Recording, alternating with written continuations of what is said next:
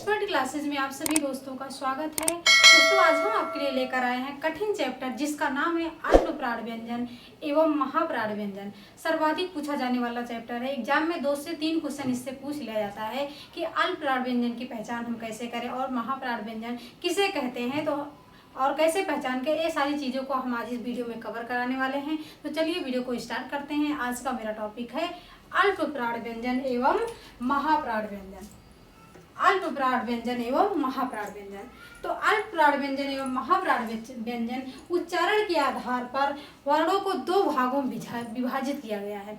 कितने भागों में? तो वो 2 भागों में विभाजित किया। यहाँ से क्वेश्चन बनता है कि उच्चारण के आधार पर वर्णों को कितने भागों में विभाजित किया गया है? 2, 3, 4, 5। तो इतना आप याद रखिएगा कि उच्चारण के आधार पर वर्णों को 2 भागों में विभाजित किया गया है। वो कौन कौन सा भाग है? तो एक को कहते हैं अल्पप्राण और दूसरे को कहते हैं महाप्राण। उच्चारण के आधार पर वर्णों को कितने भागों में विभाजित किया गया है? तो 2 भागों में विभाजित किया गया है। वो भाग कौन कौन से हैं? तो एक का नाम है अल्पप्राण व्यंजन और दूसरों का नाम है महाप्राण व्यंजन। अब माइंड में ये सवाल उठता है दिमाग में कि अल्पप्राण व्यंजन, इसका नाम अल्पप्राण ही क्यों पड़ा? इसका नाम महाप्राण ही क्यों पड़ा? इसका नाम कुछ और भी हो सकता था उच्चारण के आधार पर व्यंजन। तो अल्प का मतलब होता है थोड़ा। अल्प का मतलब होता है थोड़ा। एकदम से डिटेल से एकदम बेसिक चीजों को हम बताने वाले हैं इस वीडियो में। तो अल्प का मतलब होता है थोड़ा और प्राण का मतलब होता है हवा। प्राण का मतलब क्या होता है? हवा। ये प्राण शब्द जो है, ये संस्कृत का है। प्राण शब्द जो है संस्कृत का है और इसका हिंदी क्या होता है? तो इसका हिंदी होता है हवा। प्राण को कहते हैं हवा हिंदी में, प्राण क्योंकि ये संस्कृत शब्द है। तो इस अल्प प्राण का मतलब होता है थोड़ा हवा। क्या होता है? थोड़ा हवा हो जाता है। और महाप्राण का मतलब होता है, प्राण का मतलब हवा होता है, वायु होता है, और महा का मतलब होता है थोड़ा अधिक समय जिसमें लगे। तो हम यहाँ पर जान लेते हैं कि इसको डिटेल में क्या कहते हैं। तो इसको कहते हैं इसी आधार पर कम वायु से उत्पन्न ध्वनि। कम वायु से उत्पन्न ध्वनि। कम का मतलब थोड़ा, हवा का मतलब वायु। तो यहाँ पर है कि इसी प्रकार से कम वायु से उत्पन्न ध्वनि को हम क्या बोलते हैं? तो उसको बोलते हैं अल्पप्राण।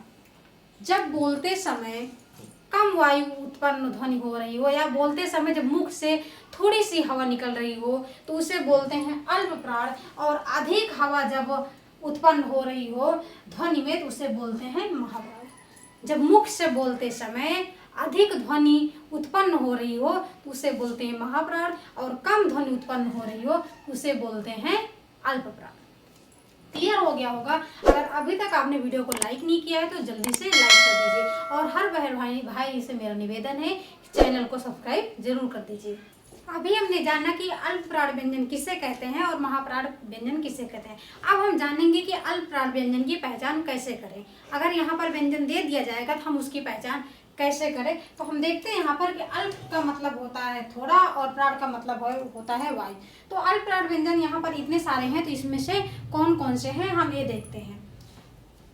तो पहला, तीसरा, पांचवा, जिस वर्ण का पहला, तीसरा, पांचवा वर्ण क्या होता है? अल्पप्राण व्यंजन की संख्या में लिया जाता है। का, गा और अंगा, ये क्या है? अल्पप्राण व्यंजन है। पहला, तीसरा और पांचवा। पहला, तीसरा और पांचवा ये सभी क्या है? अल्पप्राण हैं। बाकी इसको दूसरे और चौथों को ये क्या है? महाप्राण है। तो हमें अल्पप्राण देखना है तो पहला पहले नंबर पे है, दूसरे नंबर पे है, तीसरे नंबर पे और चौथे और पांचवे। तो हमें यहाँ से देखना है कि पहला, तीसरा और पांचवा। व्यंजन में क्या देखना है कि पहला नंबर यानी कि का, दूसरे को छोड़कर तीसरा नंबर गा और अंगा, ये तीनों क्या हैं? अल्पप्राण व्यंजन होते हैं। बाकी जो वहां पर बचते हैं वो महाप्राण की संख्या में आ जाते हैं। तो पहला, तीसरा, पांचवा अल्पप्राण व्यंजन होता है। का वर्ग, चा वर्ग, टा वर्ग, ता वर्ग, पा वर्ग में से का, गा और अंगा। चा, जा और इया, टा, डा और अड़ा, ता, दा और ना, पा, बा और मा। एक को छोड़ के तीसरा वर्ग जो होता है वो अल्पप्राण व्यंजन की संख्या में आ जाता है। तो हमें इतना देखना है कि यहाँ पर पहला, तीसरा, पांचवा क्या होता है, अल्पप्राण व्यंजन होता है। क्या होता है, अल्पप्राण व्यंजन हो जाता है। तो हम अल्पप्राण देख रहे हैं तो पहला, तीसरा, पांचवा वर्ण क्या हो जाता है, अल्पप्राण व्यंजन हो जाता है। अब हम यहाँ पर देखते हैं कि अल्पप्राण व्यंजन की संख्या कितनी होती है, कौन कौन से वर्ग अल्पप्राण व्यंजन में आते हैं। तो अल्पप्राण व्यंजन में ऐसे व्यंजन जिनको बोलने में कम समय लगता है, क्या लगता है, कम समय लगता है, जिनको बोलने में कम समय लगता है और बोलते समय मुख से कम वायु निकलती है। देखो दोनों एक ही बराबर है कि कम समय लगता है और कम वायु निकलती है, उसे क्या कहते हैं, तो उसे अल्पप्राण व्यंजन कहते हैं। अब यहाँ पर आप नोट कर सकते हैं कि जिसको बोलते समय कम समय लगता है और मुख से कम वायु निकलती है उसे हम अल्पप्राण व्यंजन कहते हैं। तो इनकी संख्या कितनी होती है, हम यहाँ पर जान लेते हैं कि इनकी संख्या कितनी होती है।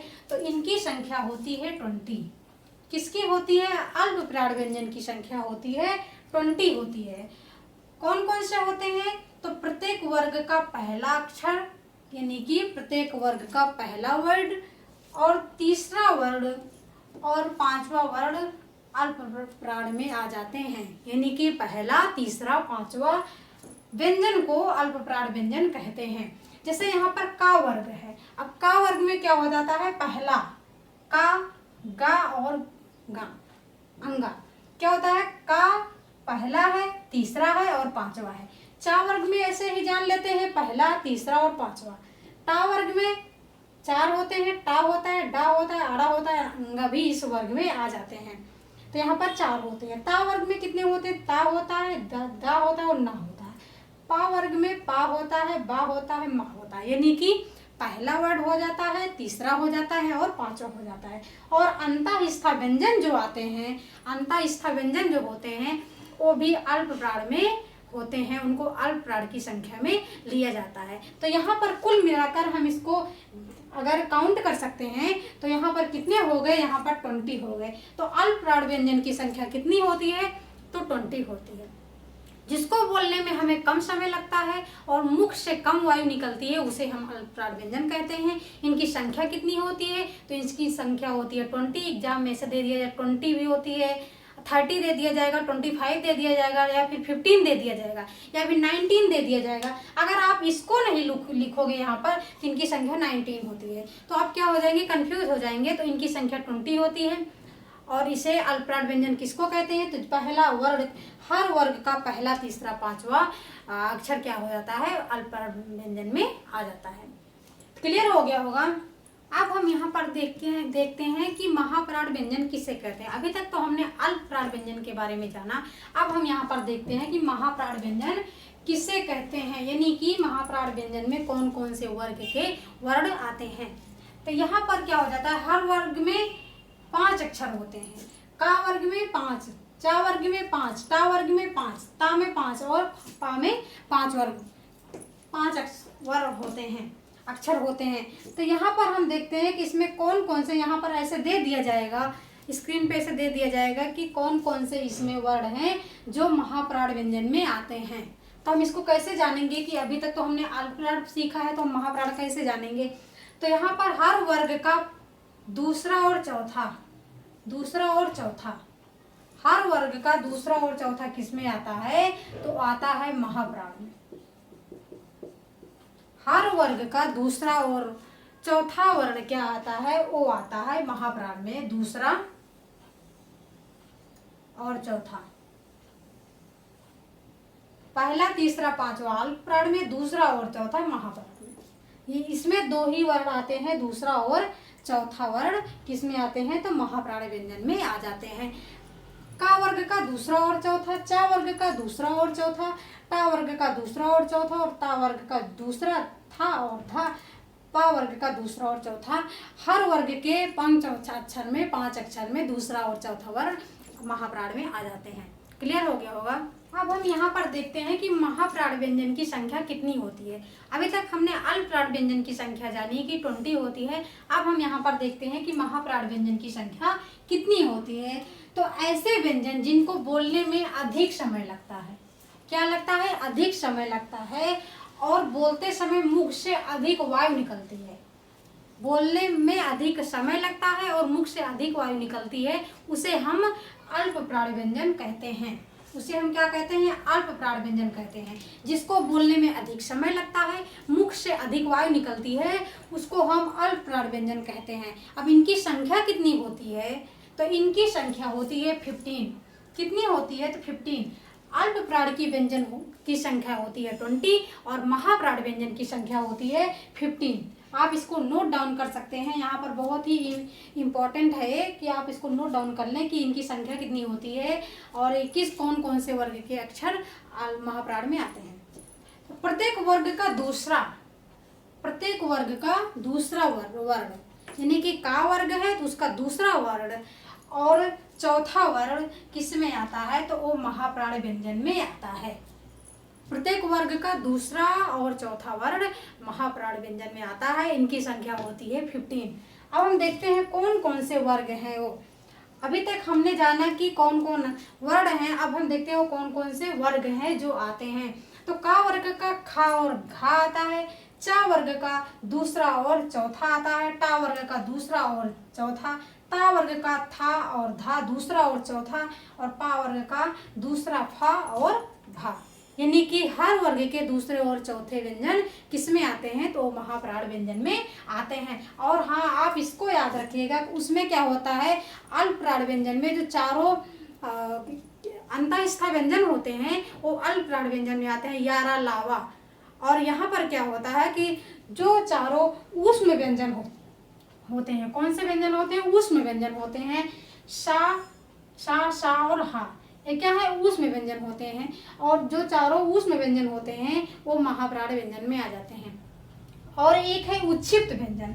उच्छिष्ट व्यंजन होता है ढा, ये भी किस में आता है? तो ये भी महाप्राण व्यंजन में आ जाता है। अगर पूछ लिया जाता है, अगर ऐसे दे दिया जाता है, उसमें व्यंजन दे दिया जाता है और पूछ लिया जाता है कि ये व्यंजन किस में आते हैं, महाप्राण में या अल्प प्राण में, तो आपको कंफ्यूज नहीं होना है। ये व्यंजन जो होते हैं ये महाप्राण व्यंजन में आते हैं। और जो अंतःस्थ व्यंजन होते हैं वो चारों अंतःस्थ व्यंजन अपने में स्वयं है और एक व्यंजन भी है, लेकिन वो अल्प प्राण व्यंजन में भी आते हैं। तो इनकी संख्या कितनी होती है? 15 होती है। महाप्राण व्यंजन की संख्या 15 होती है। दूसरा, हर वर्ग का दूसरा और चौथा अक्षर क्या हो जाता है? महाप्राण व्यंजन में आ जाता है। अब हम यहाँ पर कुछ क्वेश्चन लगाएंगे, उसके डाउट और भी क्लियर करेंगे। क्वेश्चन के द्वारा आपके डाउट और भी क्लियर करेंगे। अब हमने यहाँ पर कुछ क्वेश्चन लिए हैं, देखते हैं इसमें से अल्प प्राण व्यंजन कौन सा है और महाप्राण व्यंजन कौन सा है। तो पहला क्वेश्चन है मेरा कि प्रत्येक वर्ग का दूसरा और चौथा वर्ण किस में आता है? तो प्रत्येक वर्ण का दूसरा और चौथा वर्ण अल्प प्राण में आता है, बी ऑप्शन है महाप्राण में आता है, या फिर प्राण व्यंजन में आता है, या फिर सभी दूसरा और चौथा इसमें आ जाते हैं। तो हम देखते हैं दूसरा और चौथा व्यंजन किस में आता है। तो वो आता है क्योंकि पहला, तीसरा, पांचवा अल्प प्राण में आ जाता है। प्राण व्यंजन कहते हैं हवा को कहते हैं, और सभी तो हो ही नहीं सकता। तो यहाँ पर क्या हो जाएगा? राइट आंसर चला जाएगा महाप्राण की, क्योंकि दूसरा और चौथा व्यंजन ये महाप्राण में ही आ जाता है। दूसरा क्वेश्चन है मेरा कि इनमें से अल्प प्राण व्यंजन है। अब यहाँ पर हमें चूज करना है कि इसमें से कौन सा अल्प प्राण व्यंजन है। एग्जाम में ऐसे क्वेश्चन पूछा जाता है, ऐसे ही क्वेश्चन पूछा जाता है एग्जाम में कि इनमें से अल्प प्राण व्यंजन है। तो हमें क्या हो जाता है कि हम कंफ्यूज हो जाते हैं कि यहाँ पर अल्प प्राण व्यंजन कौन सा हो सकता है। तो इसमें अल्प प्राण का मतलब होता है पहला, तीसरा और पांचवा। तो बस हमें इसमें पकड़ लो कि इसमें पहला, तीसरा, पांचवा कौन सा व्यंजन है। तो का, खा, गा, घा और अंगा, तो इसमें से कौन सा है कि जो पहला, तीसरा, पांचवा है। तो ये देखते हैं, चा, छा, जा, ये तो हो ही नहीं सकता। पा, फा, बा, भा, ये भी नहीं हो सकता। पा, फा, बा, भा, ये भी नहीं हो सकता, और सभी तो हो ही नहीं सकता। तो यहाँ पर ए हो जाएगा, लेकिन यहाँ पर कुछ मिस्टेक हो गया है कि का जो है ए हो जाता है का वर्ग में का, खा, गा और घा और अंगा होते हैं। तो यहाँ पर तीसरा कौन हो जाता है? पहला, तीसरा और पांचवा हो जाता है, तो यहाँ पर एक घा की जगह क्या लिखा जाएगा, तो घा की जगह यहाँ पर गा आ जाएगा। तो इसमें से राइट आंसर क्या हो जाएगा, यही हो जाएगा। राइट आंसर क्या हो जाएगा, ए हो जाएगा। दूसरा क्वेश्चन नंबर दूसरा का आंसर नंबर फर्स्ट हो जाएगा का, गा और गा अंगा हो जाएगा। पहला तीसरा पांचवा अल्पप्राण व्यंजन में आते हैं। अब क्वेश्चन नंबर तीसरा है मेरा कि प्रत्येक वर्ग का पहला, तीसरा और पांचवा वर्ण किसमें आता है। तो अभी हमने ऊपर पढ़ा कि पहला, तीसरा और पांचवा वर्ण अल्पप्राण में व्यंजन में आ जाता है। क्वेश्चन नंबर 3 का यानी क्वेश्चन नंबर 3 का आंसर नंबर फर्स्ट राइट हो जाएगा, अल्पप्राण व्यंजन के साथ चला जाएगा। अब चौथा क्वेश्चन है मेरा, लास्ट क्वेश्चन है कि इनमें से महाप्राण व्यंजन है। अब इनमें से महाप्राण व्यंजन कौन सा है, तो अल्पप्राण पहला, तीसरा, पांचवा हो जाता है। तो एक वर्ग में 5 ही अक्षर होते हैं, तो 3 अल्पप्राण में हो जाता है, तो 2 जो बचता है वो महाप्राण व्यंजन हो जाता है। तो इनमें से महाप्राण व्यंजन कौन सा है, तो का, खा, ये 3 है तो ये हो ही नहीं सकता। हमें 2 को पकड़ना है कि इसमें से 2 कौन सा है, तो 2 हमारा ये है।